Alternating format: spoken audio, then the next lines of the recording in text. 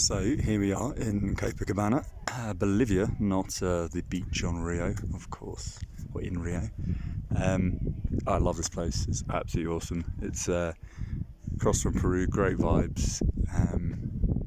There's a lot of new development here. I was saying to people that you can always, again, when you travel a lot, you can differentiate between a place that's, perhaps at the last legs of its journey, and somewhere that's just going to boom. This is a place that's going to absolutely boom. I mean, aside from the fact that it's strategically positioned, it's right on the border of Peru, which is always a good thing to be a border town, economically speaking.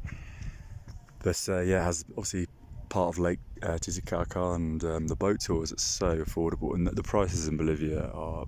It's strange. You'll ask local people that don't travel as much, and they're kind of on the line that it's similar to Peru, if not slightly more expensive in certain places.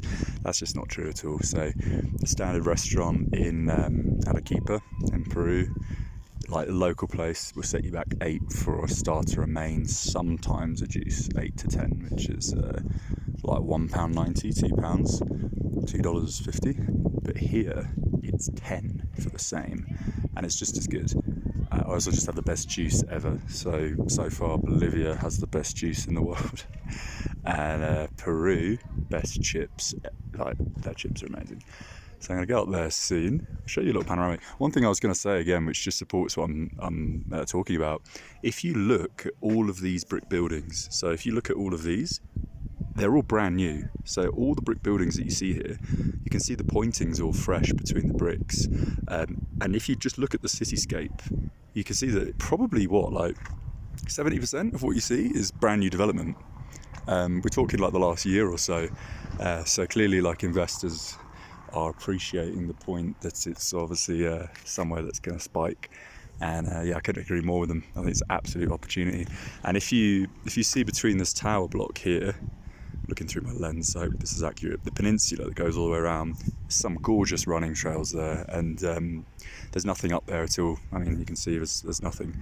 But I'll tell you what, give it a few years, obviously money speaks, you'll have buildings everywhere here. So let's have a look at the other side, shall we? Let's have a little stroll. This is a new, I don't know what architecture you call that. I mean, it's bordering on brutalist, albeit with a lick of paint on it.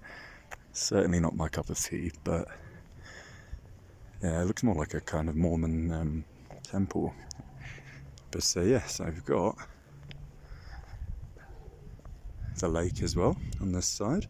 Do you know what it reminds me? It's giving me a massive desire to go back to Mongolia, actually, because in the north of Mongolia, north of a place called Moron, there's a place called Hatgel, which is on these lakes, and in Mongolia you don't see so many trees, but I really do like trees. I don't like places without them, but I also, of course, like the waviness of the mountains and hikes and stuff like that. So to find places with that balance that haven't been subjected to the wrath of tourism is always a plus, isn't it?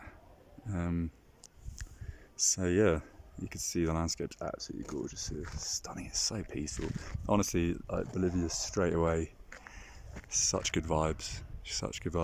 Again, it's going to be different in different parts of the country. There's different, cultures, different faiths, different denominations of Christianity, which is obviously the prime. But it all has its effect on type of character you come across. So it's going to be interesting when I go out to Santa Cruz and into the jungle, see the difference. But yeah, this place is it's a little gem. One of my favourite places so far in the world, actually.